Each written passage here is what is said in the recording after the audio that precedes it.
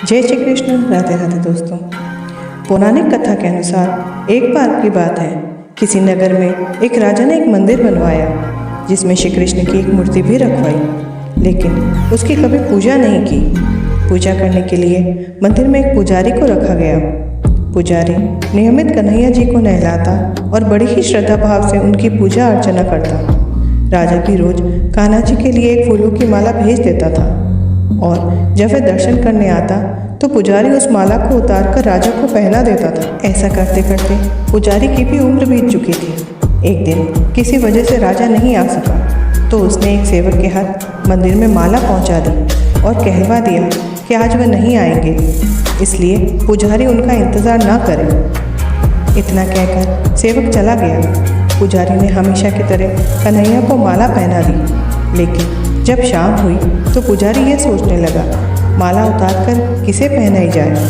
उसने सोचा, क्यों न ये माला आज मैं ही पहन लूँ। वैसे भी मेरी उम्र हो चली है, जीवन का क्या पता कब खत्म हो जाए। इतना सोचकर पुजारी ने माला उतारकर अपने गले में डाल ली, लेकिन इतने में ही सेवक आ गया और उसने बताया कि राजा की सवारी मंदिर में पहुंचने वाली है। राजा की सवारी आने की बात जब पुजारी ने सुनी तो वह डर गया। उसने सोचा कि अगर राजा ने उसे देख लिया तो वह मरवा ही डालेंगे।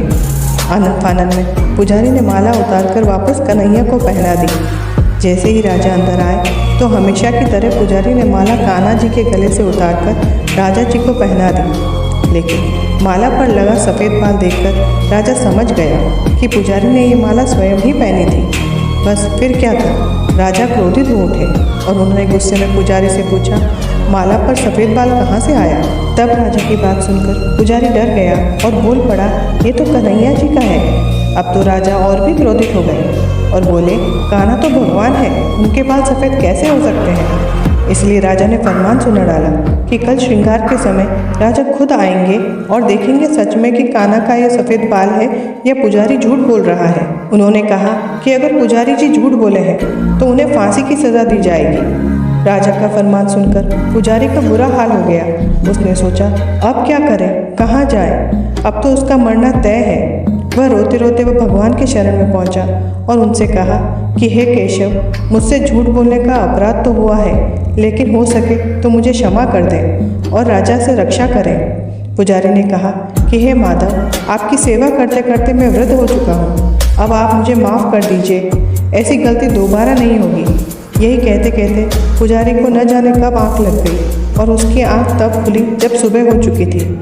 उधर सुबह होते ही राजा भी आ गया और कहने लगा, आज कान्हा जी का श्रृंगार वह खुद करेगा।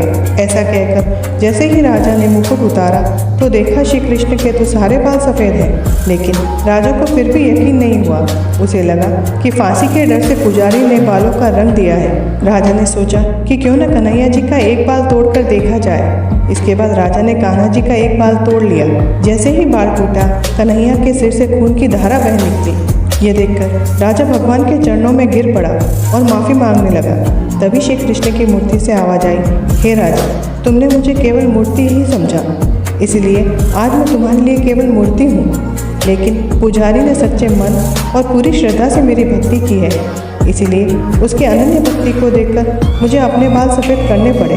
कन्हैया ने कहा कि भक्ति में कभी भी संशय नहीं होना चाहिए और सच्चे भक्त की लाज तो मैं कभी जाने ही नहीं देता।